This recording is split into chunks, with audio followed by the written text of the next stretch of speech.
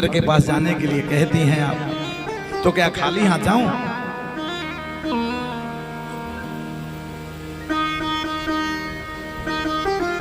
सुशीला समझ गई।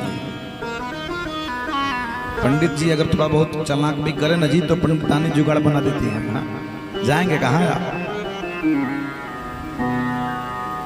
कुछ न कुछ उपाय ऐसे घर में पत्नी बना ही देती है, और खास करके पूजन वाला, जिसमें धर्म का लाभ हो। इसीलिए पत्नी के आगे का एक शब्द है, उससे पहले लगाया क्या? धर्म। पति में धर्म नहीं लगा, पति शब्द में धर्म नहीं लगा, पत्नी में धर्म लगा है, इसलिए धर्म पत्नी है। धर्म पत्नी का मतलब ही होता है जो अपने पतियों को पकड़ पकड़ के धर्म करने के लिए प्रेरित करे।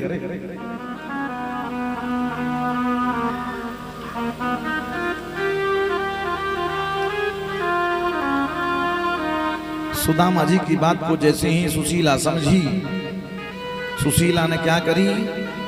या चित्वा चतुरो मुष्टिन विप्रान पृथुक तंडुलान चौलखंडेन तान बद्ध्वा भरत्रे प्रादादुपायनम।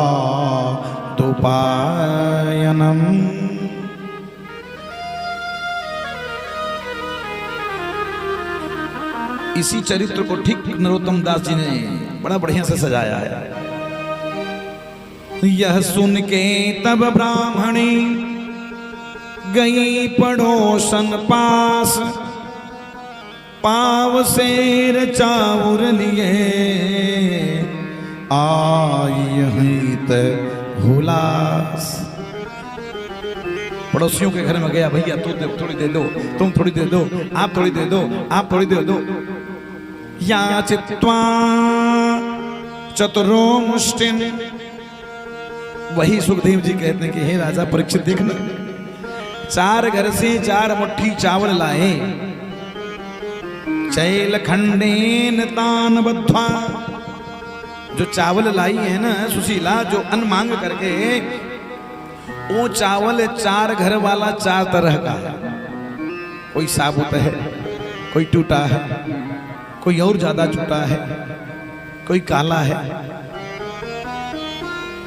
इसलिए मांगती हैं कि प्रभु ये भाई, मैं इनको भेज तो जरूर रहा हूं प्रभु, लेकिन ये आपसे मांगने वाले कुछ नहीं है। और जब आपसे मांगेंगे नहीं प्रभु, तो हमारे घर में किस चीज का भाव है कैसे जान पाएंगे आप?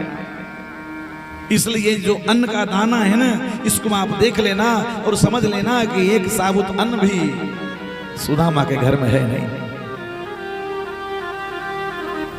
अनेकों प्रकार से कपड़े का टुकड़ा लाई जी, और उससे पोटली बना दी, उसमें भी संदेश छिपा दी। ये प्रभु इस वस्त्र को देख लेना, पोटली को, और समझ लेना कि जब साबुत एक कपड़ा भी इसके पास बड़ा नहीं है, तो ये बच्चे क्या पहनते होंगे, कैसे रहते होंगे, देख लेना। क्यों? आप तो दिव्यदर्शी हो, समदर्शी हो प्रभु, आप अंतर्यामी हो, अंतर वाली बात जानते हो ना। वो भाव डाल करके एक पोटली बनाई, और पोटली बना करके भेज देती है। आज तो तैयार हो गए सुदामा जी। अब सुदामा जी के पास कोई बहाना नहीं। जैसे ही सुदामा जी तैयार हुए जी, मन ही मन सोचने लगे कि हे प्रभु, अगर पत्नी देना तो ऐसे ही देना सकता, जो न चाहते हुए भगवान के दर्शन के लिए तैयार हो जाए।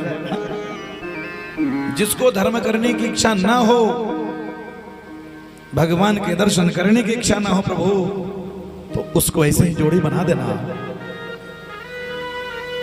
चले श्याम सुंदर से मिलने सुदामा, गाते चले मन में हरे कृष्ण रामा।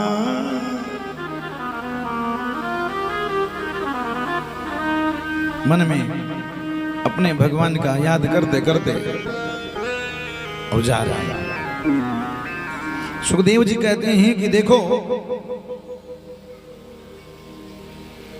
हे राजा परीक्षित, सुदामा जी आज जीव स्वरूप जाते हैं।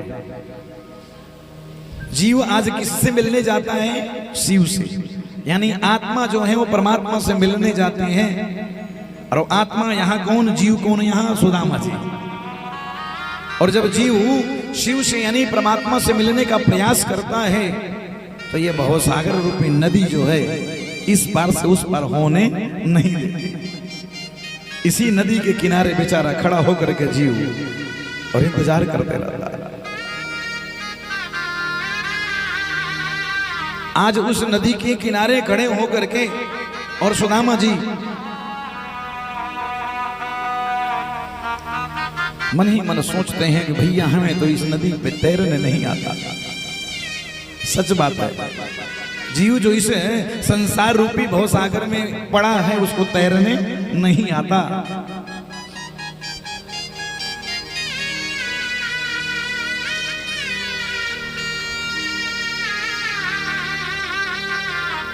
सुखदेव जी कहते हैं कि हे राजा परीक्षित, देखो ना, आज वहीं तक ध्यान लगाए खड़े हैं सुदामा जी और मन ही मन विचार करते हैं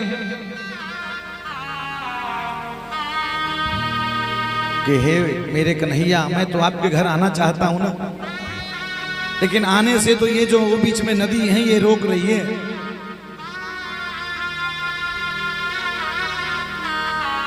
अरे अगर इस नदी को कोई पार करने वाले खवैया आ जाता, कोई केवट आ जाता तो मैं इस पार से उस पार हो जाता, और ये तेरी कृपा से ही संभव है। अगर जीव इस भवसागर से पार जा करके वैकुंठ जाना चाहता है तो केवल भगवान की कृपा से ही जा सकता है, ऐसे कोई उपाय नहीं है। अचानक दिख गया एक नाविक, एक नाव लेकर के केवट आ रहा है नाविक जी, और जैसे ही नाविक लेके आ रहा है तो सुदामा जी बड़े प्रसन्न हो, प्रभु लगता है कि आपने किसी को भेज दिया। नाविक आया जी, सुदामा जी के सामने आकर के नाव खड़ा कर दिया। पंडित जी कहाँ जाना है? सुदामा जी ने कहा भैया उस पार तो जाना है। आप जाकर उस पार ही जा रहे हो क्या? बोले हाँ हाँ बैठो ना।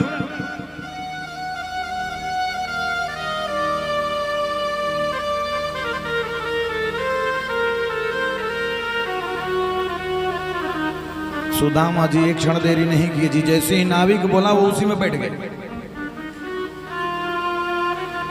और जैसे ही बैठे नाविक ने नाव चलाना प्रारंभ किया। नाविक धीरे धीरे नाव चला रहा है,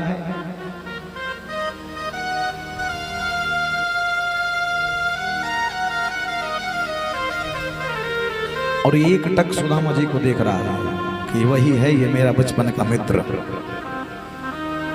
जीव के सामने जब परमात्मा कृपा करने के लिए किसी भी रूप में आ जाते हैं तो जीव पहचानता नहीं है। आज सुदामा जी भी नहीं पहचान पा रहे हैं कि वही है जिनके पास मैं जा रहा हूं। क्यों? क्योंकि इस पार से उस पार करने वाला है कौन जी? इस पार से उस पार करने वाला अगर कोई है तो केवल परमात्मा कृपा।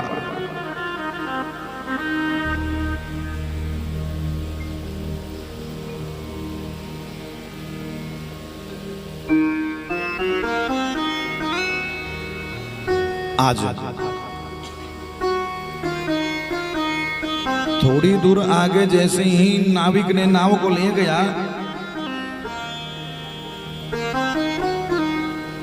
नाविक कौन है? भगवान कृष्ण स्वयं। नाविक पूछता है बाबा जी इस पार से उस पार जाना है? बोले हाँ भैया इसीलिए तो बैठा हूं। तो एक चीज और बताओ कि जब इस पार से उस पार जाओगे तो उतराई देने के लिए कुछ पैसे वैसे हैं कि नहीं?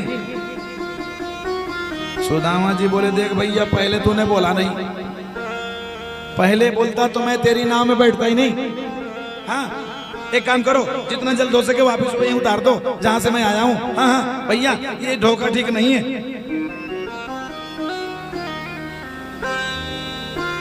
नाविक मन ही मन सोचता है कि ये सुदामा बदला नहीं है, ये वही बचपन वाला सुदामा है,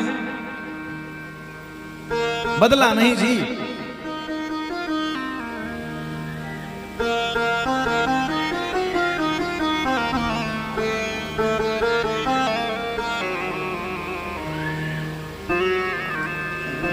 अब तो स्वयं भगवान स्वयं यू टर्न लेते अपनी बातों को। भैया कोई बात नहीं बैठो बैठो बैठो बैठो, आपके पास कुछ पैसा नहीं है, मैंने बोल दिया ना, 1 रुपया भी नहीं है, 1 कौड़ी भी नहीं है। हाँ पैसा लेना है भैया तो वापिस कर दो, और नहीं पहले आपको बता देना चाहिए था, ऐसे धोखे में नहीं रखना चाहिए। नाविक ने कहा कि एक चीज और बताओ, आपके पास पैसा नहीं है तो है क्या? बोले देखो भैया, हम तो भजनानंदी आदमी हैं, हमारे पास तो भजनानंदियों के पास बिल्कुल पैसा वैसा नहीं रहता है। अगर कोई धन मेरे पास है तो भजन रूपी धन है, अगर आप कहो तो एक भजन सुना दो। नाविक ने कहा इससे बढ़िया और क्या हो सकती है पूजा हमारी। अभी एक टक आंख बंद किए हैं जी, और एक टक ये आंख बंद किए सुदामा जी, एक टक स्वयं नाविक दिखता है इनको, ये मेरा बचपन का मित्र है, और आंख बंद करते हैं, उनका तो भजन की आदत है ना, और भजन सुना देते हैं।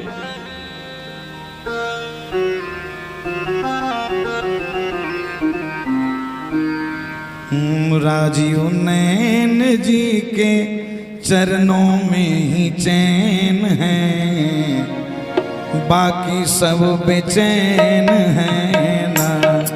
राजीव नैन जी के चरणों में ही चैन है, बाकी सब बेचैन है ना। राजीव नैन जी के चरणों में ही चैन है, बाकी सब बेचैन है।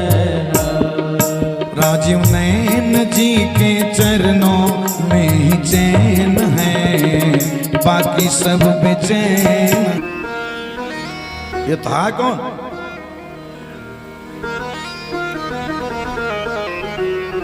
सुदामा जी जैसे ही उस पार गए, स्नान ध्यान किए। स्नान ध्यान करने के बाद मन ही मन आया कि थोड़ा संध्या बंदन कर ले। संध्या बंदन करने लगे, थक गए थे जी। अब थकने के बाद तो मन ही ये करता है केवल आराम करो, और जैसे ही मन में बात आई कि थोड़ी विश्राम कर लेते हैं, तो विश्राम करने के लिए उन्होंने क्या किया, जो सामने दिखा तकिए की तरह मिट्टी का ढेला, उसको उठाया, माथा पर लगा लिया, और जब स्नान किए थे जो उन्होंने ऊपर से ओढ़ रखा था वो नीचे पहन लिया, और जो नीचे पहन लिए थे वो निचोड़ करके अपना सिर ढक करके सो गए कि देख भैया द्वारकाधीश, हमें जरूरत थी तो मैं इतना दूर तक आया, अगर तुम्हें भी जरूरत होगी तो बुला लेना। अब तो सुदामा यही सोता है। कभी कभी जब जीव परेशान हो जाता है ना, थोड़ी दूर भक्ति की बचती है, यानी भगवान से कनेक्शन में थोड़ी दूर बचती है, थोड़ी दूर ही, ज्यादा नहीं, तो तुरंत सरेंडर कर देता है। अरे भगवान को जो करना होगा कर लेंगे, हाँ जा एक लाइन में।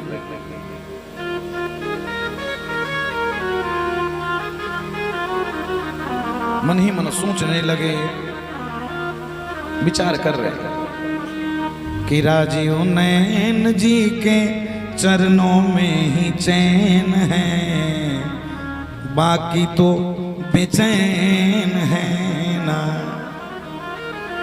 कन्हैया आपकी कृपा से सुख और चैन दोनों है।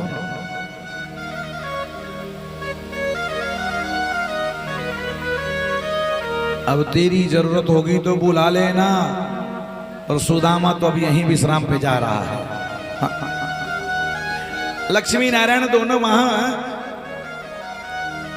बैकुंठ से देख रही हैं। आया तो था, बीच तक आया और सो गया। ले अब कैसे आएगा वो? भगवान भी भक्त की प्रतीक्षा करते हैं। गंगा जी सब कोई नहाने जाता है, पापी भी अपना पाप धो करके आ जाता है, लेकिन गंगा मैया भी पुण्यात्माओं का इंतजार करती है। कि इस दुनिया तो पाप ही धोने आती है, कोई ऐसा कोई पुण्यात्मा है जो पुण्य भी हमारे आकर के धो जाए। परमात्मा भी भक्त का इंतजार कर रहे हैं।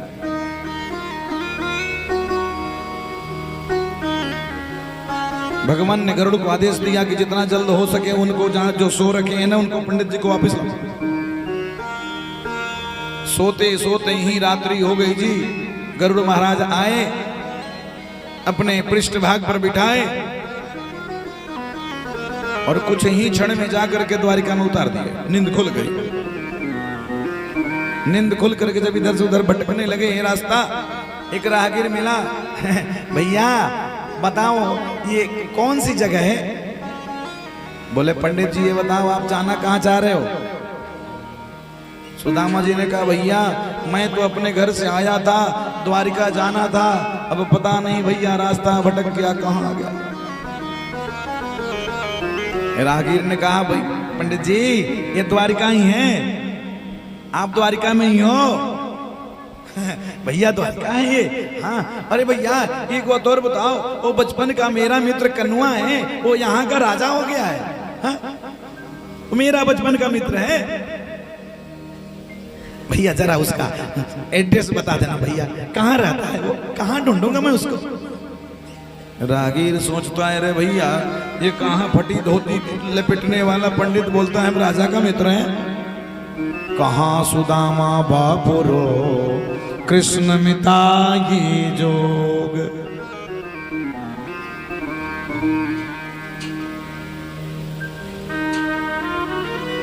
फिर भी ब्राह्मणों को तो बिल्कुल मना नहीं है द्वारिका में किसी भी कार्य के लिए। कारण भगवान को पता है कि सनकादिक एक बार आए थे बैकुंठ में, जय विजय ने दरवाजे पे ही रोक लिया, ऐसा श्राप दिए कि उनकी हालत खराब हो गई। वो कितने जन्म लेना पड़ा, 3 जन्म लेना पड़ा, तब वापिस जय विजय हमारे वापिस आए। और अगर कोई ब्राह्मण को किसी ने रोक दिया और ब्राह्मण श्राप दे दिया तो पता नहीं कितने जन्म के बाद वापिस आएगा ये। इसलिए ब्राह्मणों के लिए विशेष छूट है हर जगह।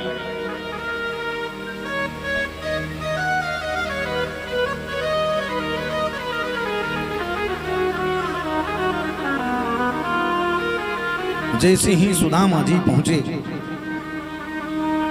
उन्होंने कहा कि देखो भैया ज्यादा दूर नहीं है,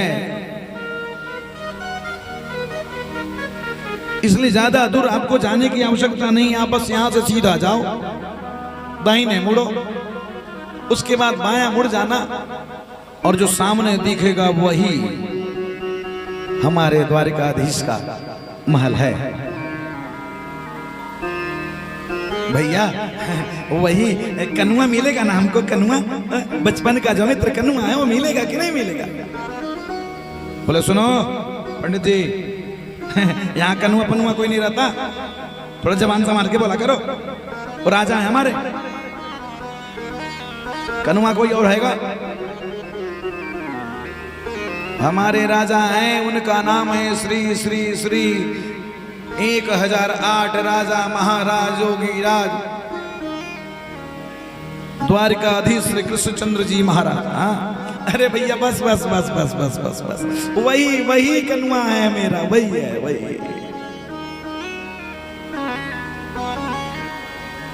धीरे धीरे बढ़ते गए जी, बढ़ते बढ़ते जैसे ही दरवाजे पर गए, सुखदेव जी के अनुसार राजा परीक्षित को कहते हैं कि हे सुखदेव, हे राजा परीक्षित देखना, आज भगवान के दरवाजे पर किसी भी ब्राह्मण का इंतजार नहीं है, सीधा अंतःपुर में प्रवेश है। लेकिन भक्तों का भाव है कि जो ब्राह्मण है वो बड़ा सदाचारी होता है, संयमी होता है, मर्यादा वाला होता है, मर्यादा का हनन नहीं करता।